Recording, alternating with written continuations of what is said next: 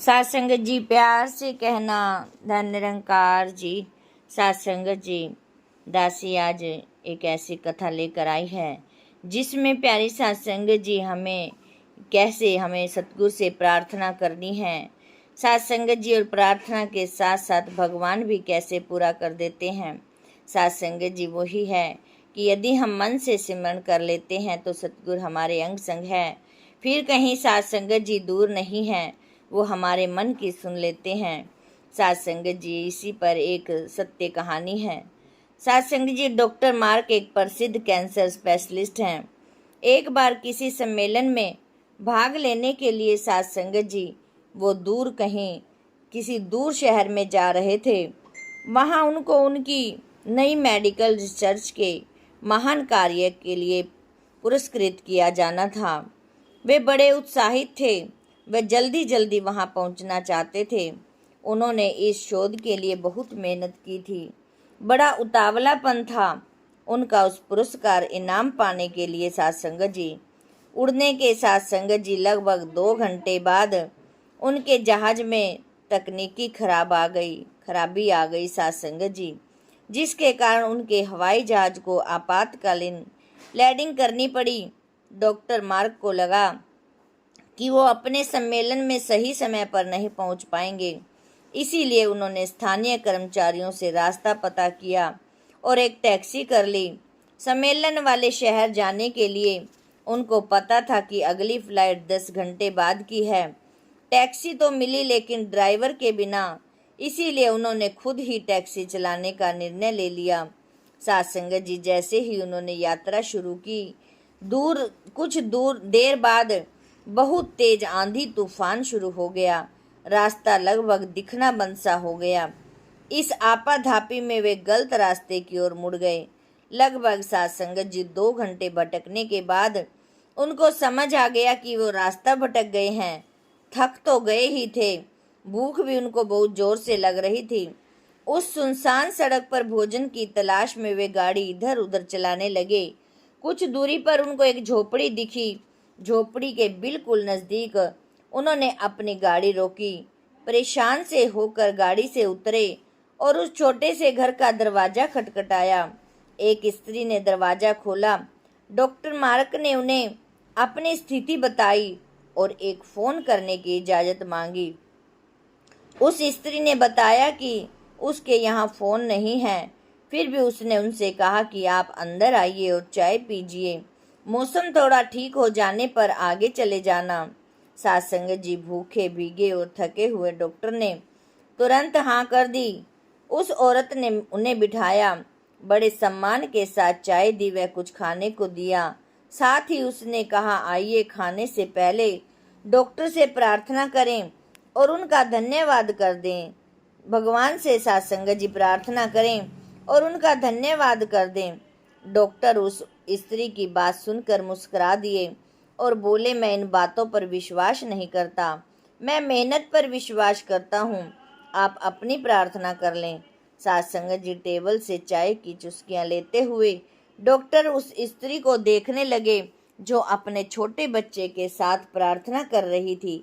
उसने कई प्रकार की प्रार्थनाएं की। डॉक्टर मार्क को लगा कि हो ना हो इस स्त्री को जरूर कोई परेशानी है। जैसे ही वह औरत अपने पूजा के स्थान से उठी तो डॉक्टर ने पूछा, आपको भगवान से क्या चाहिए? क्या आपको लगता है कि भगवान आपकी प्रार्थना जरूर सुनेंगे? सात संगत जी उस औरत ने धीमे से उदासी भरी मुस्कुराहट बिखेरते हुए कहा, ये मेरा लड़का है और इसको एक रोग है जिसका इलाज डॉक्टर मार्क नामक व्यक्ति के पास है, लेकिन मेरे पास इतने पैसे भी नहीं हैं कि मैं उन तक उनके शहर जा सकूं, क्योंकि वो दूर किसी शहर में रहते हैं। यह सच है कि भगवान ने अभी तक मेरी किसी प्रार्थना का जवाब नहीं दिया, लेकिन मुझे विश्वास है कि भगवान एक ना एक दिन कोई रास्ता बना ही देंगे। वे मेरा विश्वास टूटने नहीं देंगे। वे अवश्य ही मेरे बच्चे का इलाज डॉक्टर मार्क से करवा कर इसे स्वस्थ कर देंगे। सात संगत जी डॉक्टर मार्क तो सन्न रह गए। वे कुछ पल बोल ही नहीं पाए। आंखों में आंसू लिए धीरे से बोले, भगवान तुम महान हो। उन्हें सारा घटनाक्रम याद आने लगा। कैसे उन्हें सम्मेलन में जाना था, कैसे उनके जहाज को इस अनजान शहर में आपातकालीन लैंडिंग करनी पड़ी, कैसे टैक्सी के लिए ड्राइवर नहीं मिला और वो तूफान की वजह से रास्ता भटक गए और यहाँ आ गए। साथ संगत जी वे समझ गए कि यह सब इसलिए नहीं हुआ कि भगवान को केवल इस औरत की प्रार्थना का उत्तर देना था, बल्कि भगवान उन्हें भी एक मौका देना चाहते थे कि वे भौतिक जीवन में धन कमाने, प्रतिष्ठा कमाने इत्यादि से ऊपर उठें और असहाय लोगों की सहायता करें।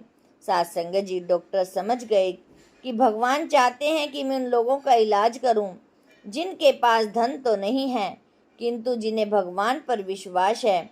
आज का दिन भी साथ संगत जी उनके लिए मुबारक है और मंगलमय है। साथ संगत जी ऐसे ही उन डॉक्टर ने उनका इलाज किया और साथ संगत जी बच्चे को ठीक किया। साथ संगत जी हमें विश्वास हम खो बैठते हैं, हमें पता नहीं चलता कि हमारे सतगुरु किस तरह से जरिया बना देते हैं, लेकिन साथ संगत जी उस समय हम अपनी मैं में चल जाते हैं कि सतगुरु ने क्या किया, ये तो हमने खुद ही पा लिया। हमने साथ संगत जी हम अपने ऊपर मैं डाल देते हैं, हम सतगुरु का एहसान नहीं मानते, हम सतगुरु का शुक्राना नहीं करते। साथ संगत जी अपनी मैं में ही डूबे चले जाते हैं। साथ संगत जी यदि हम अपने सतगुरु से प्रेम करते हैं तो हम जरूर ही साथ संगत जी उसका परिणाम मिल जाता है। साथ संगत जी जैसे कि उनके लिए डॉक्टर भेजा गया, ऐसे ही प्यारे साथ संगत जी एक दासी को और याद आई कि गौतम बुद्ध यात्रा कर रहे थे। रास्ते में उनसे लोग मिलते, कुछ उनके दर्शन करके संतुष्ट हो जाते तो कुछ अपनी समस्याएं रखते। बुद्ध सबकी परेशानियों का समाधान करते थे। साथ संगत जी एक दिन बुद्ध कहीं जा रहे थे तो रास्ते में एक व्यक्ति मिला। वह चलते चलते बुद्ध को अपनी समस्या सुनाने लगा और बोला, मैं एक विचित्र तरह की द्वंद में गुजर रहा हूँ। मैं लोगों को प्यार तो करता हूँ पर मुझे बदले में कुछ नहीं मिलता। जब मैं किसी के प्रति स्नेह रखता हूँ तो वह अपेक्षा तो करूँगा ही, बदले में मुझे भी प्यार या संतुष्टि मिलना चाहिए, लेकिन मुझे ऐसा कुछ नहीं मिलता। मेरा जीवन स्नेह से वंचित है, मैं स्वयं को अकेला महसूस करता हूँ। साथ संगत जी कहीं ऐसा तो नहीं कि मेरे व्यवहार में ही कोई कमी हो। साथ संगत जी उन्होंने कहा कि कृपया आप बताएं कि मुझ में कहाँ पर गलती और कमी हो सकती है। साथ संगत जी बुद्ध ने तत्काल कोई उत्तर नहीं दिया, वो चुप रहे। अब चलते रहे। चलते चलते बुद्ध के एक शिष्य को प्यास लगी। कुआं पास ही था, रस्सी और बाल्टी भी पड़ी हुई थी। शिष्य ने बाल्टी कुएं में डाली और खींचने लगा। कुआं गहरा था, पानी खींचते खींचते उसके हाथ थक गए, पर वह पानी नहीं भर पाया क्योंकि बाल्टी जब भी ऊपर आती खाली ही रहती। सभी यह देखकर हंसने लगे, हालांकि कुछ यह भी सोच रहे थे कि इसमें कोई चमत्कार तो नहीं। थोड़ी देर में सबको कारण समझ में आ गया, क्योंकि साथ संगत जी दरअसल बाल्टी में छेद था। बुद्ध ने उस व्यक्ति की तरफ देखा और कहा, हमारा मन भी इसी बाल्टी की तरह है जिसमें कई छेद हैं। आखिरी इसमें प्रेम का पानी टिकेगा भी तो कैसे टिकेगा?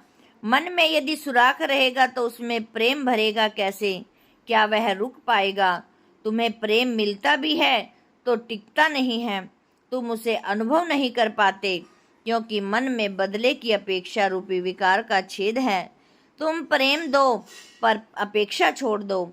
अभी तुम्हें जो प्रेम मिलता भी है उसे अपेक्षा के तराजू में रख कर तोल देते हो तो इसीलिए वो हल्का पड़ जाता है, लेकिन जब से अपेक्षा की तराजू फेंक कर देखोगे तो सबका प्रेम अधिक से अधिक महसूस करोगे।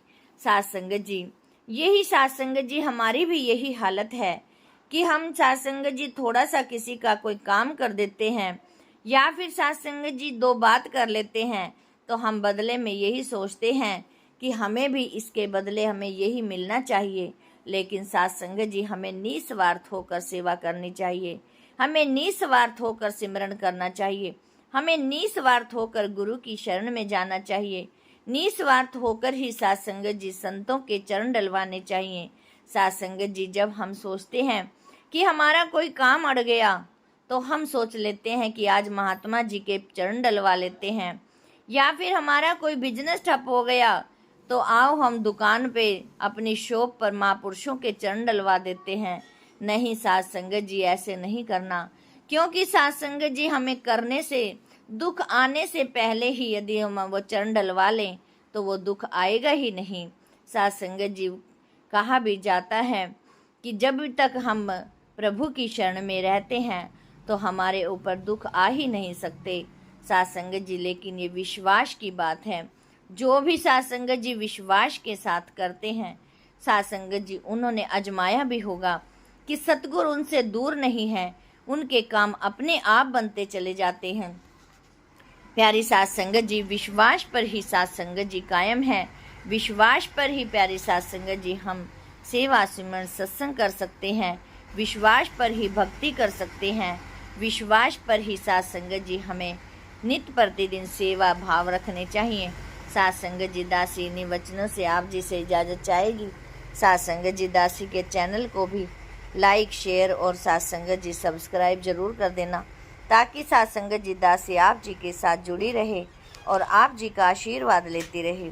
साथ संगत जी, प्यार से कहना, धन्य निरंकार जी।